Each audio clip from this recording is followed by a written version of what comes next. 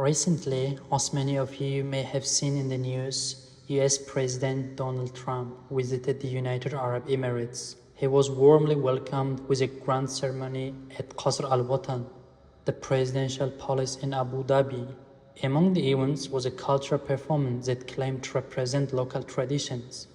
However, one part of the ceremony caught our attention, but not in a good way. Young girls dressed in a white gowns performed a dance where they flipped their hair in front of Donald Trump and other officials. This performance was said to be inspired by the Al-Ayala folk dance, a traditional culture practices in the region. But for Muslims around the world, watching this was deeply uncomfortable and inappropriate.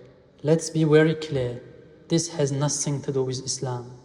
Our beautiful religion teaches modesty, dignity, and the protection of our children, especially our daughters.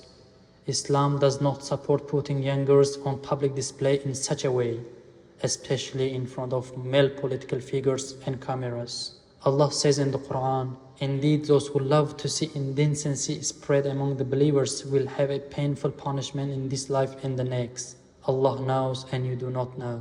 As Muslims, we cannot stay silent when our values are being misrepresented. Just because something happens in a Muslim country does not mean it reflects the teachings of Islam. Culture and religion are not the same, and not all cultural practices are accepted by Allah. The Prophet Muhammad ﷺ said, "Every religion has a unique quality, and the unique quality of Islam is modesty." He also said, "Each of you is shepherd, and each of you is responsible for your flock." This means we all, parents, leaders, and communities, have a duty to raise our children with proper values, protecting their innocence and manners. When we see young girls being used in political ceremonies like this, we must ask ourselves, what message are we sending to the world? And more importantly, what are we teaching our children? This is not about attacking others or causing division. It's about speaking the truth. This is not what Islam's look like. This is not how we respect our daughters, nor how we should welcome our guests. May Allah protect our youth, soften our hearts, and guide our leaders to uphold the values of Islam with dignity and wisdom.